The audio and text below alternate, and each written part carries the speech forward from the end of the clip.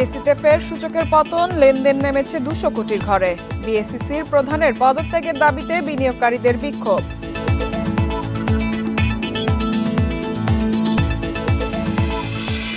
সংরক্ষণের অভাবে কম দামে আলু বিক্রি করছেন কৃষকরা। হিমাগারের সক্ষমতা বৃদ্ধি ও রপ্তানি বাড়াতে জোর ভোক্তা অধিদপ্তরের। সবাইকে আমন্ত্রণ অর্থনীতি সারাদিনে আপনাদের সাথে আছি। ইফতারা শুনছিলেন শিরোনাম, এবারে জানাবো বিস্তারিত। আর শুরুতেই শেয়ার বাজারের খবর। সূচকের পতনের পাশাপাশি ঢাকার শেয়ার বাজারে লেনদেনও নেমেছে তলানিতে। আগের দিনের চেয়ে লেনদেন 162 কোটি টাকা কমেছে, নেমেছে 200 কোটির ঘরে। এছাড়া লেনদেনে অংশ নেওয়া 53 কোম্পানির শেয়ারের দর কমেছে। এদিকে নিয়ন্ত্রণ সংস্থা বিএসসিসির চেয়ারম্যানের পদত্যাগের দাবিতে আজও মতিঝিলে বিক্ষোভ করেছেন ক্ষতিগ্রস্ত বিনিয়োগকারীরা। মঙ্গলবার দিনের শুরু থেকেই নেতিবাচক ঢাকার শেয়ার বাজার। প্রথম 10 মিনিটে প্রধান সূচক কমে 20 পয়েন্ট। বেলা বাড়ার সঙ্গে সঙ্গে শুরু হয় সূচকের ওঠানামা। দিন শেষে ডিএসএক্স সূচক 17.17 পয়েন্ট কমে অবস্থান করছে 4935 পয়েন্টে। সূচক পতনে ডিএসসিতে লেনদেন নেমেছে তলানিতে। আজ মোট লেনদেন হয় 291 কোটি 7 লাখ টাকা। আগের দিনের চেয়ে লেনদেন কমেছে 162 কোটি 72 লাখ টাকা। হাত বদলে অংশ নেওয়া 397টি কোম্পানি ও মিউচুয়াল ফান্ডের মধ্যে দর বেড়েছে 136টি, কমেছে 211টির। অপরিবর্তিত রয়েছে 50টি প্রতিষ্ঠানের শেয়ারের দর। এদিকে শেয়ার বাজারের ক্ষতিগ্রস্ত বিনিয়োগকারীরা আজও বিক্ষোভ করেছেন। তাদের দাবি নিয়ন্ত্রক সংস্থা বিএসসিসির চেয়ারম্যানকে অপসারণ। আসলো আজকে 8 মাস, 8 মাসে কি হলো? অলমোস্ট প্রায় 1000 পয়েন্টের মতো উদাও হয়ে গিয়েছে। হাজার হাজার বিনিয়োগকারী আজ নিঃস্ব হয়ে গিয়েছে। অর্থ উপদেষ্টা তার দাম্ভিকতার সাথে, তার নিজের দম্ভে, নিজের ক্ষমতার অপব্যবহার করে এই মাকসুদকে আমাদের বিনিয়োগকারীর ঘাড়ে চাপিয়ে দেওয়া হয়েছে। আপনার পরিবারের সম্মানার্থে আপনি যত দ্রুত সম্ভব এই পুঁজিবাজারের রক্ষার্থে আপনি এখনই পদত্যাগ করুন। সবচেয়ে বেশি লেনদেন হওয়া প্রতিষ্ঠানের তালিকায় প্রথম ব্র্যাক ব্যাংক, দ্বিতীয় বিচ হ্যাচারি, তৃতীয় অবস্থানে লাভেলো। অন্যদিকে চট্টগ্রাম স্টক এক্সচেঞ্জে সার্বিক সূচক 30.67 পয়েন্ট কমে অবস্থান করছে 13,815 পয়েন্টে। লেনদেন 10 কোটি 73 লাখ টাকার শেয়ার। ইফতারা, independent news. লাভের আশায় বেশি উৎপাদন করে এবার আলু নিয়ে সংকটে কৃষক। সংরক্ষণ করতে না পেরে বাজারে কম মূল্যে বিক্রি করছেন তারা। এতে বাজারে আলুর দাম কমেই চলেছে। প্রতি কেজি বিক্রি হচ্ছে 15 থেকে 20 টাকায়। তাই কৃষকদের ন্যায্য মূল্য নিশ্চিতে হিমাগারগুলোর সক্ষমতা বাড়ানো ও খরচ কমানোর পরামর্শ দিয়েছে ভোক্তা অধিদপ্তর। পাশাপাশি রপ্তানি বাড়াতে জোর দেয় সংস্থাটি। রাজধানীর কারওয়ান বাজারে ক্রেতার অভাবে অবসর সময় পার করছেন পাইকারি আলু বিক্রেতারা। প্রকারভেদে প্রতি কেজি 10 থেকে 12 টাকায় বিক্রি হচ্ছে আলু। খুচরায় আলুর কেজি 15 থেকে 20 টাকা। বিক্রেতারা বলছেন একই তো দাম কম, তার উপর বেচাকেনা কম হওয়ায় লাভ তেমন হচ্ছে না। পাবলিক তো চাইতেছে আরও 20 টাকা নাও, 10 টাকা হইলেও কেজি পাবলিকের জন্য ভালো। কৃষকের দিকে তো পাবলিক চায় না, সমস্যা তো এই জায়গায়। কিন্তু যারা কৃষক, যারা আলুটা রোপণ করেছে, তারা কিন্তু প্রকৃত দাম পাচ্ছে না। সুগন্ধের আলু আছে আপনার 11 টাকা কেজি, আর উত্তরবঙ্গের আলু 12 টাকা, রাজশাহী বেচতেছি 13 টাকা। এই অবস্থা, বুঝলেন? বেচা কিনা নাই। খুচরা বেচতেছি 80 টাকা পালা, কাস্টমার নাই, বেচা কিনাও নাই। আলুর দাম কমে গেলে ওই জিনিসের কদর থাকে না। এদিকে আলু সংরক্ষণ ও বিপণন নিয়ে সংশ্লিষ্টদের সাথে মতবিনিময় শেষে ভোক্তা অধিদপ্তর জানায়, ন্যায্য দাম না পেলে আলুর আবাদে নিরুৎসাহিত হবেন কৃষক। তাই চাহিদার চেয়ে উৎপাদিত অতিরিক্ত আলু রপ্তানির উদ্যোগ নেওয়া হবে। পাশাপাশি হিমাগারগুলোর সক্ষমতা বাড়ানোর সুপারিশ করা হয়। আমাদের মন্ত্রণালয়ের মাধ্যমে কৃষি মন্ত্রণালয়কে অনুরোধ করব, যাতে করে এই আলুর প্রকৃত চাহিদা, উৎপাদন বা যোগান এবং এই যোগান দুটোর মধ্যে প্লাস মাইনাস ঘাটতি অথবা উদ্বৃত্ত এবং আলুগুলোর সংরক্ষণে যাতে উপযুক্ত কৌশল কিভাবে নির্ধারণ করা যায় সেই বিষয়ে ওনাদেরকে আমরা অনুরোধ করব। এ সময় জানানো হয়, চলতি মৌসুমে দেশে প্রায় 90 লাখ মেট্রিক টন আলু উৎপাদিত হয়েছে। তবে এর মাত্র অর্ধেক সংরক্ষণ করতে পেরেছেন কৃষক। মেহেদী হাসান, ইন্ডিপেন্ডেন্ট নিউজ। মন্দার সময় পার করছে দেশের আবাসন খাত। গেল এক বছরের ব্যবধানে ছোট ও মাঝারি ফ্ল্যাট বুকিং ও বিক্রি কমেছে 15%, আর 50% পর্যন্ত কমেছে বিলাসবহুল ফ্ল্যাটের বিক্রি। এমন অবস্থায় কারণ হিসেবে ড্যাপের আইনকে দায়ী করছে আবাসন ব্যবসায়ীদের সংগঠন রিহ্যাব।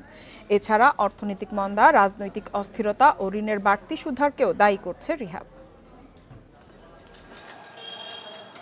ত্রিমুখী সমস্যার মধ্যে দেশের আবাসন খাত। মানুষের মৌলিক চাহিদার অন্যতম এই খাতে এখন স্থবিরতা চরমে। প্লট, ফ্ল্যাট ও বাড়ি বিক্রিতে মন্দা। Real estate and housing association of Bangladesh রিহ্যাবের তথ্য মতে 2022 সালের ড্যাপের আইনের ফলে দেশের প্রকল্পের কাজ কমেছে। এছাড়া উচ্চ মূল্যস্ফীতির ঋণের বাড়তি সুদের জন্য শুধু ঢাকাতেই ছোট ও মাঝারি ফ্ল্যাট বুকিং ও বিক্রি 20 থেকে 25% এবং বিলাসবহুল ফ্ল্যাটের বিক্রি প্রায় 50% পর্যন্ত কমেছে। জমি বা ফ্ল্যাটের ক্ষেত্রে এত বেশি রেজিস্ট্রেশন ব্যয় মানে সার্বিকভাবে তারা ইম্পোজ করে, যেটার কারণে জনগণ যারা প্লট বা ফ্ল্যাট কিনে তারা কিন্তু রেজিস্ট্রেশনে নিরুৎসাহিত হচ্ছে। আবাসন খাতে চাহিদা কমায় কারখানা ও গুদামে জমেছে রডের স্তূপ। ব্যবসায়ীরা বলছেন প্রায় 20 থেকে 25% পর্যন্ত কমেছে রডের বিক্রি। প্রতি টনে 10 থেকে 15,000 টাকা কমানোর পরও তেমন সাড়া মিলছে না। একই সঙ্গে 2 থেকে 3 বছর ধরে ইতিবাচক প্রবৃদ্ধি নেই সিমেন্টের ব্যবসায়। উন্নয়নের যে একটা জোয়ার আসছিল আমাদের দেশে, এটা তো প্রায় 4 বছর যাবৎ ক্রমাগতভাবে বন্ধ হয়ে গেছে। বড় বড় মেগা প্রজেক্টগুলি বন্ধ হয়ে গেছে। শেষের দিকে যে কয়টা আছে এখন হয়তো টুকটাক করে চলতেছে। যে প্রায় 20% মতো যে রিকোয়ারমেন্টটা কমে গেছে। এই রিকোয়ারমেন্টটা কমার পিছনে মেইন যেটা কারণ হলো যে এখন অনেক মেগা প্রজেক্টগুলো প্রায় শেষ প্রান্তে এবং অনেক নতুন মেগা প্রজেক্ট এখন আসছেও না। আবাসন খাতে সরকারি, বেসরকারি ও ব্যক্তিগত প্রকল্পের কাজ কমে যাওয়ায় বিক্রি কমেছে ইলেকট্রনিক্স যন্ত্রপাতি, টাইলসের মতো অন্যান্য সহযোগী শিল্পের বিক্রিও। Amirul Islam, independent news, Dhaka. আসছে বাজেটে রাজস্ব আদায় বাড়িয়ে ঘাটতি কমানো হবে, পাশাপাশি কর ছাড়ের প্রবণতা কমবে বলে জানিয়েছেন এনবিআর চেয়ারম্যান আব্দুর রহমান খান। মঙ্গলবার বিকেলে রাজধানীর পল্টনে ইআরএফ মিলনায়তনে এক সেমিনারে তিনি এসব কথা বলেন। ব্যয়টা কমিয়ে এবং আয়টা বাড়িয়ে কিভাবে গ্যাপটা কমাতে পারি সেদিকে আমরা চেষ্টা করছি। 2026-এর জুন মাসে এই গ্রোথটা subject to a certain improvements এটা 6.53% চলে যেতে পারে। দেশের অর্থনৈতিক অগ্রগতি বাড়াতে সরকারকে কারিগরি শিক্ষায় গুরুত্ব দেওয়ার আহ্বান জানিয়েছে সিপিডি। সংস্থাটি বলছে এই শিক্ষা ব্যবস্থায় উন্নয়ন ও বিনিয়োগ পেতে বড় নিয়ামক হিসেবে কাজ করবে। মঙ্গলবার ধানমন্ডিতে সিপিডি কার্যালয়ে এক সংবাদ সম্মেলনে এই কথা বলেন সংস্থার সম্মাননীয় ফেলো ডক্টর দেবপ্রিয় ভট্টাচার্য। সম্প্রতি 6 দফা দাবিতে দেশের সব পলিটেকনিক ইনস্টিটিউটের শিক্ষার্থীরা আন্দোলনে নেমেছে। ঘোষণা দিয়েছে শাটডাউন কর্মসূচির। এ নিয়ে নাগরিক প্ল্যাটফর্মের সহযোগিতায় কারিগরি ও বৃত্তিমূলক শিক্ষার পরিস্থিতি সংক্রান্ত গবেষণার ফলাফল নিয়ে সংবাদ সম্মেলন করে সিপিডি। উঠে আসে কারিগরি ও বৃত্তিমূলক শিক্ষা প্রতিষ্ঠানসমূহের শিক্ষাদান পদ্ধতি, এর কার্যকারিতা, দেশীয় ও আন্তর্জাতিক শ্রমবাজারে কারিগরি শিক্ষা সনদের গ্রহণযোগ্যতা ও প্রশিক্ষণার্থীদের উপর বিরূপ সামাজিক দৃষ্টিভঙ্গি সম্পর্কিত বিভিন্ন ইস্যু। এ সময় ডক্টর দেবপ্রিয় ভট্টাচার্য উদ্বেগ জানিয়ে বলেন, শিক্ষার গুণগত মান না বাড়লে উন্নয়নের পরবর্তী ধাপে যাওয়া কঠিন হবে। আমাদের যদি এসডিজি বাস্তবায়ন করতে হয়, বৈশ্বিক উন্নয়ন কর্মসূচি দিতে হয় কার্যকরভাবে, তাহলে কারিগরি এবং বৃত্তিমূলক শিক্ষার প্রতি গুরুত্ব আরোপ করতে হবে এবং অর্থনৈতিক বহুধাকরণের জন্য আপনার কারিগরি এবং বৃত্তিমূলক শিক্ষা নিয়ামক ভূমিকা পালন করতে হবে। দক্ষ কারিগরি শ্রমিকের ঘাটতি থাকলে বিদেশি বিনিয়োগ বাড়বে না বলেও শঙ্কা জানানো হয় ব্রিফিংয়ে। বিনিয়োগ করতে যখন আসবেন তারা নিশ্চয়ই জানতে চাইবেন যে এখানে তারা যোগ্য শ্রমিক, দক্ষ শ্রমিক, মিড লেভেল প্রফেশনাল তারা পাবেন কিনা। এই যে সংশ্লেষটা নিশ্চিত করতে না পারলে আমাদের সম্ভাবনাগুলি যেগুলো প্রকৃতপক্ষে বাংলাদেশের অনেক আছে সেটা কিন্তু আমরা বাস্তবায়ন করতে পারবো না।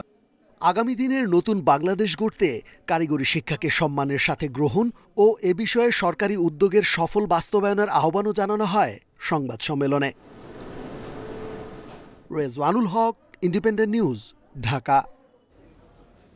বিকল্প ব্যবস্থা বিদ্যুৎ সরবরাহের মাধ্যমে ঢাকা ইপিজেড এর বেশিরভাগ কারখানায় ফের উৎপাদন শুরু হয়েছে। প্রায় 400 কোটি টাকা বকেয়ার জন্য সোমবার দুপুরে তিতাস কর্তৃপক্ষ ইউনাইটেড পাওয়ারের গ্যাস সংযোগ বিচ্ছিন্ন করলে বিদ্যুৎ বিভ্রাট দেখা দেয় ডিইপিজেডে।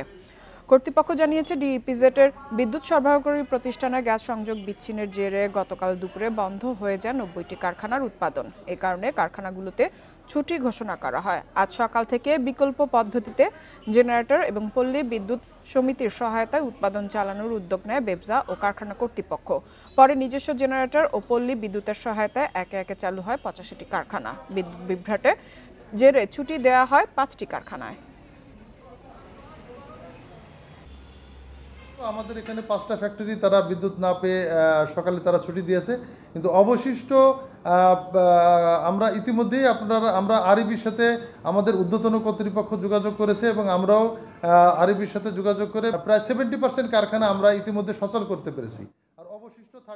ইউনাইটেড গ্রুপ এবং এর সহযোগী প্রতিষ্ঠানগুলো যৌথভাবে জাতীয় পেশাগত স্বাস্থ্য ও নিরাপত্তা দিবস 2025 পালন করেছে। সোমবার চট্টগ্রামে ইউনাইটেড আনোয়ারা পাওয়ার লিমিটেডে এ উপলক্ষে অনুষ্ঠানের আয়োজন করা হয়। দিনব্যাপী এই আয়োজনে সংশ্লিষ্ট প্রতিষ্ঠানগুলোর কর্মক্ষেত্রে নিরাপত্তা, সুরক্ষা ও স্বাস্থ্য সচেতনতা বিষয়ে আলোচনা হয়। একই সাথে কর্মক্ষেত্রে সুন্দর পরিবেশ বজায় রাখতে বিভিন্ন বিষয়ের উপর গুরুত্ব দেওয়া হয়। আয়োজনটির অংশ হিসেবে প্ল্যান্ট প্রাঙ্গণে একটি নিরাপত্তা র্যালির আয়োজন করা হয়, যেখানে ইউনাইটেড গ্রুপ ও তার সহযোগী প্রতিষ্ঠানের শীর্ষ কর্মকর্তারা বিশ্বমানের নিরাপত্তা মান বজায় রাখার অঙ্গীকার করেন।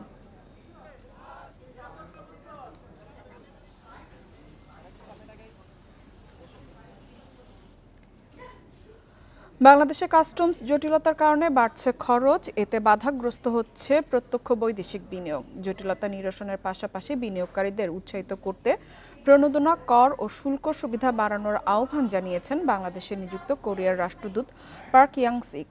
সকালে রাজধানীর কারওয়ান বাজারে Bangladesh association of software and information services basis Korea ডেস্কের উদ্বোধনী অনুষ্ঠানে একথা বলেন তিনি। বাংলাদেশ ও কোরিয়ার তথ্য প্রযুক্তি ও সফটওয়্যার কোম্পানিগুলোর মধ্যে দ্বিপাক্ষিক বাণিজ্য জোরদারকরণ ও সক্ষমতা বৃদ্ধিতে কাজ করবে basis Korea desk.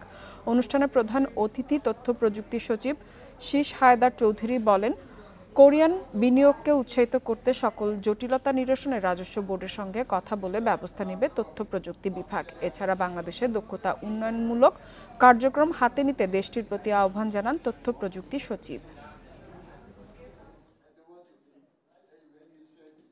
Every country offers similar incentive for potential investors. প্রতিটি দেশই তাদের বিনিয়োগকারীদের একই ধরনের প্রণোদনা দেয়, যেটা বাংলাদেশে সেভাবে নেই। পাশাপাশি এখানে কাস্টমসের জটিলতা অপ্রয়োজনীয় খরচ বাড়াচ্ছে, বিনিয়োগ বাধাগ্রস্ত করছে। একই সঙ্গে বিনিয়োগকারী দেশকে লাভবান করতে কর ও শুল্ক সুবিধাও বাড়ানো উচিত।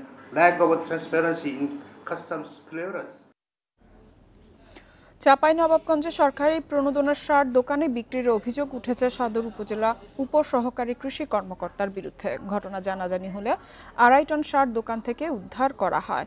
সদর উপজেলা কৃষি কর্মকর্তা সুনাইন বিন জামান জানিয়েছেন, 2024-25 অর্থ বছরের প্রণোদনার অংশ হিসেবে চাঁপাইনবাবগঞ্জ সদর উপজেলার 6,500 ক্ষুদ্র ও প্রান্তিক কৃষকের মাঝে সার বীজ বিতরণ কার্যক্রম চলছে। ওই সার কৃষকদের না দিয়ে দোকানে বিক্রি করে দেন উপসহকারী কৃষি কর্মকর্তা রাজীব উদ্দিন।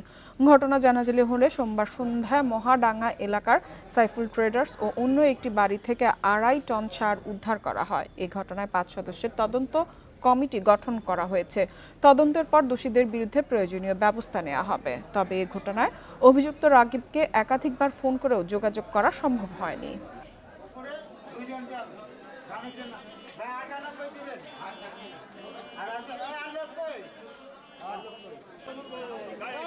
আমি নিয়ে এসেছি স্বাভাবিকভাবে, যদি ওরকম হতো তো আমি স্যার হয়তো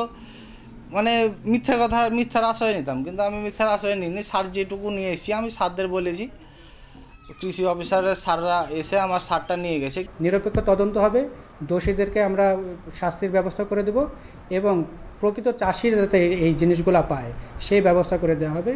এই বিষয়ে আমি বারবারই বলছি যে ইউনো মহোদয় সভাপতি হিসেবে ওয়াকিবল আছেন এবং আমরা চেষ্টা করছি, আপনাদের সহযোগিতা দরকার। কারো দুর্নীতির দায়ভার উপজেলা হিসেবে সদর চাঁপাইনবাবগঞ্জ নেবে না। চলতি বছর বোরো ধানের বাম্পার ফলন হয়েছে সুনামগঞ্জে। বিভিন্ন হাওরে চলছে ধান কাটা, তবে চাহিদার তুলনায় কৃষকের বাড়তি মজুরি এবং হারভেস্টার মেশিনের সংকটে হিমশিম খাচ্ছেন চাষিরা। এতে উৎপাদন খরচ আরও বেড়ে যাচ্ছে বলছেন তারা। সুনামগঞ্জের দেখার হাওরে 7 একর জমিতে ধান চাষ করেছিলেন সদর উপজেলার মোল্লাপাড়া ইউনিয়নের এরশাদ আলী। ফলন বেশ ভালো, এরই মধ্যে সব ধান পেকেও গেছে। তবে শ্রমিক না পাওয়ায় বিপাকে এই চাষি। এছাড়া কয়েকদিন যোগাযোগ করে পাননি হারভেস্টার মেশিনও।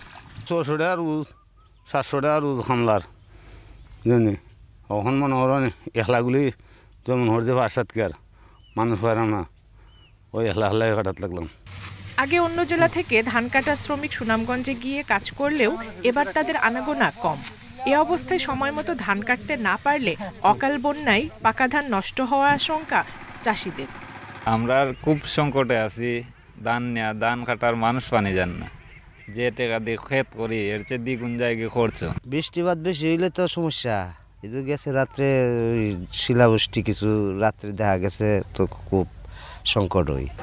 এদিকে সংকট নিরসনে শ্রমিক সরবরাহের পাশাপাশি হারভেস্টার মেশিন দিয়ে ধান কাটতে কৃষকদের সহায়তা করা হচ্ছে বলে জানিয়েছে কৃষি বিভাগ।